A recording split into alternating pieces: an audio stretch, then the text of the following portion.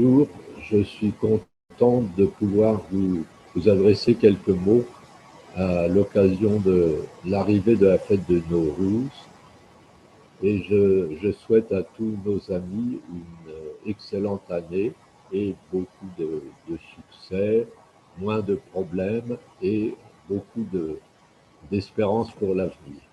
Voilà, je suis aujourd'hui content de vous parler un peu de quelque chose que les Iraniens aiment beaucoup et qui est un des points forts de la civilisation et de l'art iranien, l'art de la miniature. En Iran, la poésie, vous savez, joue un rôle essentiel.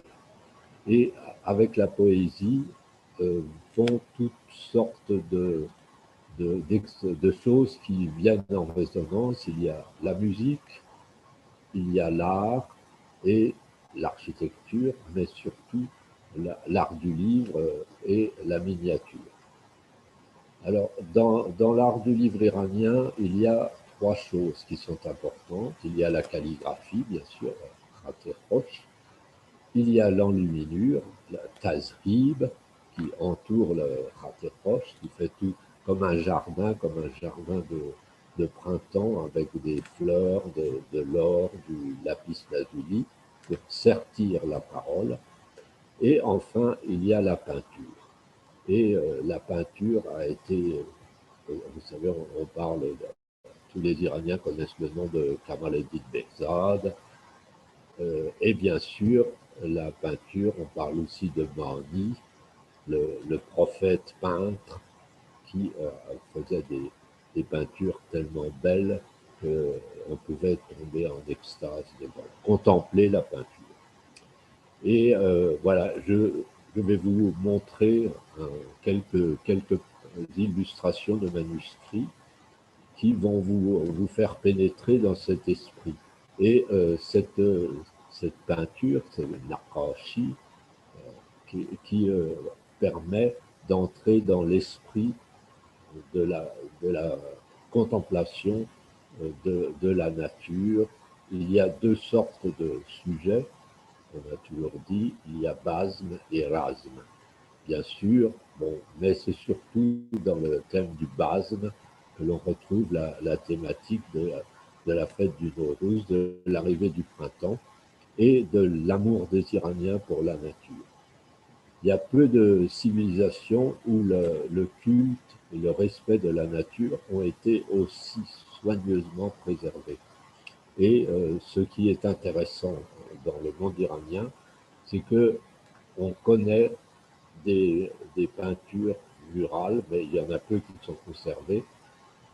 Mais on trouve toujours des fleurs très soigneusement représentées, des oiseaux très soigneusement représentés, des paysages avec des montagnes merveilleuses et des personnages qui évoluent dans cette nature, qui, euh, qui se réjouissent dans les jardins, qui écoutent de la musique. Il y a des rencontres amoureuses. La plupart du temps, elles se passent dans un palais, mais aussi dans le jardin, un jardin qui est ouvert, où on voit des arbres en fleurs, chargés de symboles. Chaque fleur représente une symbolique qui est présente dans la poésie, et chaque oiseau sur un arbre est soigneusement peint. Et tous ces éléments, vous pouvez les retrouver sur les miniatures que je vous montre, qui sont choisies un peu au hasard. Les grandes périodes de la miniature que l'on connaît, qui sont parvenues jusqu'à nous, sont d'abord la période des Ilkhanides, période qu'on appelle la période de l'invasion mongole, où les Iraniens adoptent beaucoup d'images venues de Chine qui correspondent à leur sensibilité, mais qu'ils adaptent. Et puis la grande époque, c'est celle de Baïsonkor à Hérat, qui était un prince timouride, qui était un grand amateur de peinture, grand amateur de poésie, grand amateur de musique, et qui jusqu'entre 1420 et 1440 a fait réaliser des manuscrits merveilleux, dont notamment un grand Shahnameh qui se trouve à Téhéran, et beaucoup d'autres manuscrits, des divans de Saadi, des Ramsès de Nizami, tous les grands textes littéraires. Une autre période après, c'est toujours à Hérat, c'est le tout début du XVIe siècle, avec Sultan Hossein Mirza Baïqara, qui avait à sa cour le peintre Kamal-ad-Din Behzad, et également un certain nombre d'autres artistes, qui est une période de grande production de très belles peintures pour les livres. Ensuite, on trouve de très très beaux manuscrits qui sont faits à Tabriz pour Shah Tahmasp, le second des Safavides, qui reprend toute la tradition, qui s'approprie tout ce monde de peinture, de poésie, et dans des styles nouveaux, avec un merveilleux Shahnameh, des Ramsès, des Nizami, etc. Et puis tous les rois, jusqu'à Shah Abbas le Grand, ont eu des peintres, leur ont demandé de faire des manuscrits.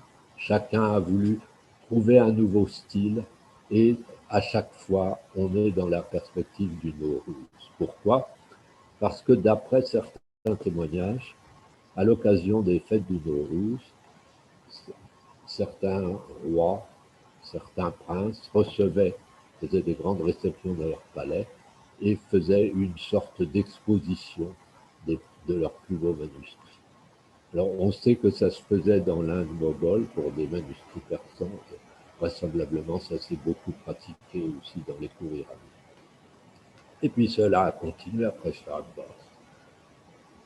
Qui n'a pas entendu parler des merveilleuses collections que les Rajas avaient accumulées dans leur palais, qu'on peut voir maintenant en partie au palais de Golestan à Téhéran, et dans une quantité de musées et de bibliothèques du monde.